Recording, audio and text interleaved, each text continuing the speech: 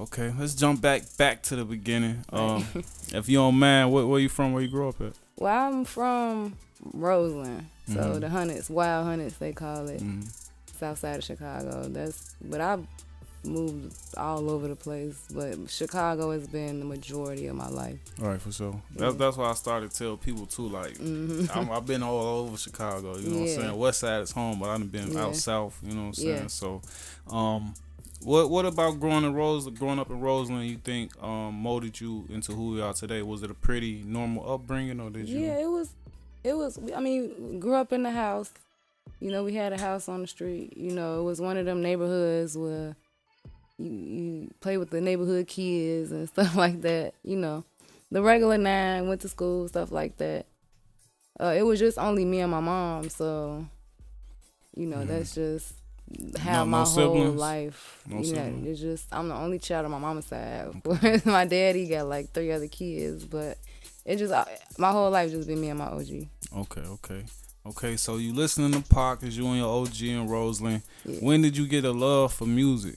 I mean, we know that you had the love for Tupac. My mama sing. She been singing since I was in her stomach type stuff. And then I remember being in Mississippi. We used to stay in Mississippi. I was like 3rd grade, and she ended up having a song on the radio. Oh, yeah? Yeah, they ended up playing one of her songs on the radio. I'm like, oh, my God. You got OG, like, got a feature? Like, you got on the track? You know, she used to make, you know, music, R&B music back then. And then I'm like, okay, so that kind of sparked me. And then the next year, 4th grade, I actually came back to Chicago, and I went to a school called the Choir Academy, where the whole school was a choir. And every day we had to have singing lessons, piano, and drum lessons. Is that still around? I don't know, but I know that they tore it down years ago. But it was right there off 30, like literally next door to the White Sox Stadium, like that school right there. But it was the choir. Everybody was a singer. Everybody had to sing, like the whole school. And that's what sparked it, I think. That's what sparked it. Okay, and is that around the same time that you started writing your own music, or when I started writing my own music in like 6th, 7th, 8th grade. Yeah? What was the subject matter like? What was you talking about?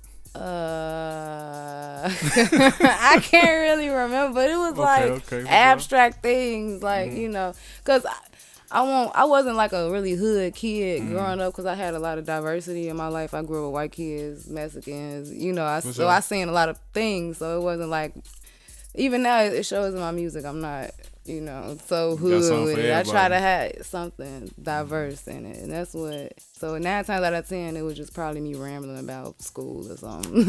and was it also hip hop from the jump? Because you mentioned your love for R&B. Always been hip hop, but that's the thing with me. I don't really like singing. Okay, I figured you was gonna say the opposite. You mentioned loving R&B. Your OG was a singer. I don't like rapping or singing. But look, hold on, wait a minute. What are we here talking about? Okay, so look, this is how I'm gonna explain it. I don't really like to rap all the way and sing all the way, so I mix it. So it's like a Drake type, you know how the melodic rap they call it. So it's like, I can do it, but my best music to me is like my R&B music. So I love to sing because I like to make R&B music. But then again, I don't like to sing because it's strainful on my voice sometimes. I think I got you. You don't like to sing, but you like to make R&B music. Yeah, you know, you got to hit the note. You know, I'll be in the studio all day on one note type stuff. So I'm a perfectionist, and that's I think that's where the frustration comes from. Because like, if it's not perfect, it gotta rewind it, play it back. I gotta get it perfect type thing. So okay, what you being a